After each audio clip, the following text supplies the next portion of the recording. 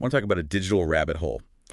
Today, we're diving headfirst into the world of 4chan. Oh, It's one of those places everyone's heard of, yeah. usually because of some crazy meme or eyebrow-raising headline. It has a reputation, that's for sure. Understatement of the year, maybe. Yeah. But you've brought us a Wikipedia article on 4chan wanting to get past the surface to understand what makes this site tick beyond the headline. Exactly. Yeah. There's a lot more to it than meets the eye. And that's what we're here for.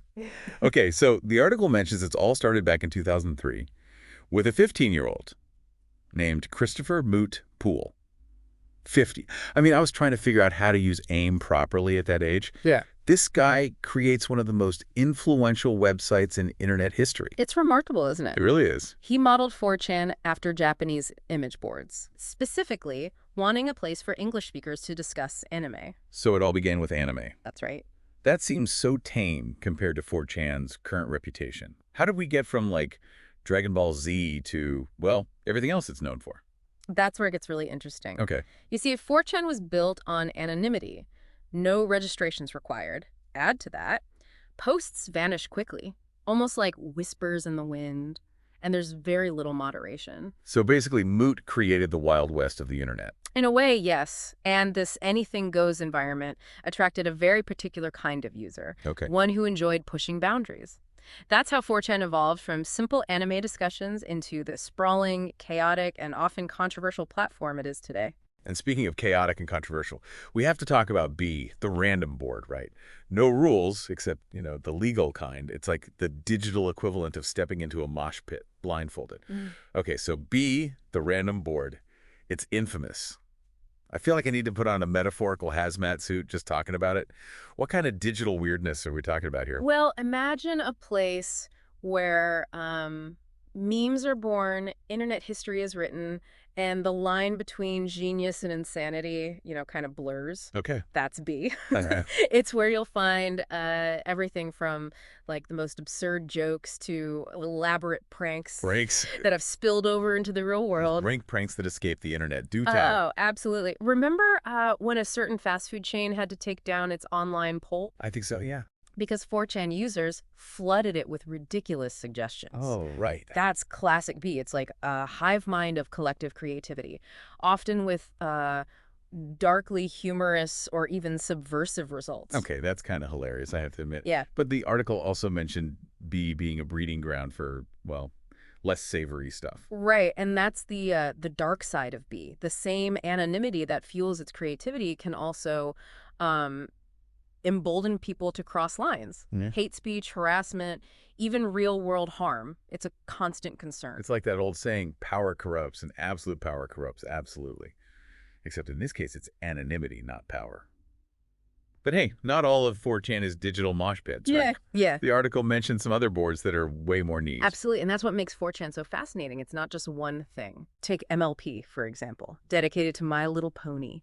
Wait, My Little Pony. Like the cartoon with the talking ponies. The very same. It might seem surprising, but there's a whole subculture out there, they call themselves bronies, who are passionate about the show. Wow.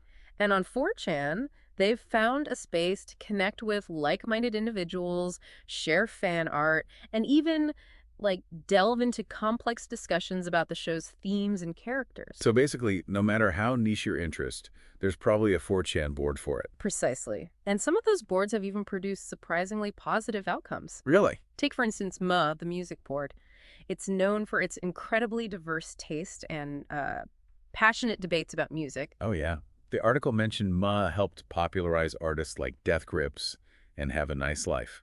They're both pretty out there, musically speaking. Not exactly mainstream. And that's the point. Moo thrives on anonymity and a shared love for music. It doesn't matter if you're like a famous critic or just some person with a laptop. Huh? It's about the music itself. This creates an environment where unconventional artists can get their music heard and find a dedicated audience, all without the gatekeeping of the traditional music industry. Interesting. So in a weird way, the same anonymity that can fuel the negativity of B can also empower creativity and connection in other parts of 4chan. Exactly. It's a double-edged sword. And understanding that duality is key to understanding 4chan's impact. It's a space of stark contrasts where brilliance and depravity often exist side by side. Speaking of contrasts, we can't ignore the elephant in the room. Poll, the politically incorrect board. And I think we all know this is where things get really dicey. So poll, it's the part of 4chan that even people who don't go near 4chan have heard of. And usually not for good reasons. Yeah. What is it about this politically incorrect board that makes it such a hot spot?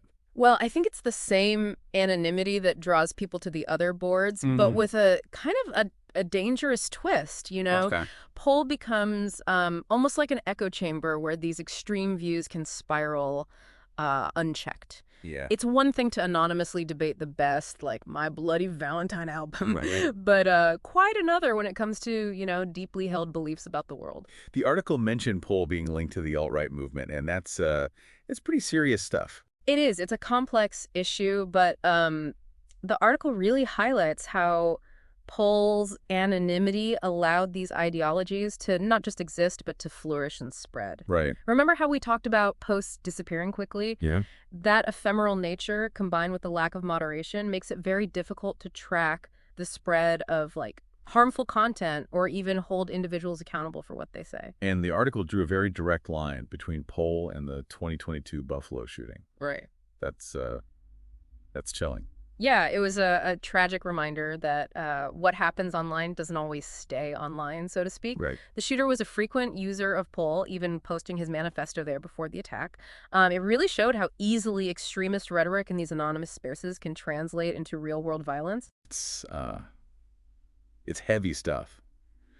We've talked about the creativity of 4chan, the weirdness, the sense of community even. Right. A poll. Mm-hmm. It's like looking into the dark heart of the internet. Yeah. It makes you wonder, is it even possible to have something like 4chan with all its anonymity without it becoming a haven for this kind of hate? That's the million-dollar question, isn't it? And there's no easy answer. 4chan is kind of a microcosm of the internet itself, with all its potential for good and bad. It's a reminder that anonymity can be both a blessing and a curse, right? Yeah. It allows for, like, freedom of expression, but it can also fuel the darkest impulses of human nature.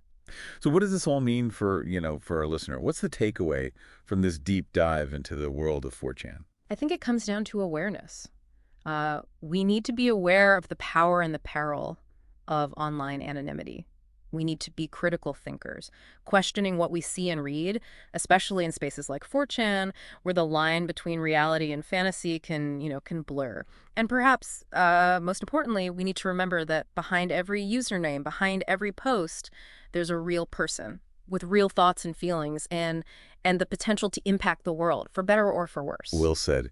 And on that note, I think we've all earned ourselves a palate cleanser after this deep dive. Maybe some cute animal videos are in order. Sounds good to me. But before we go, a final thought for you, our listener. Yeah. Think about your own online presence.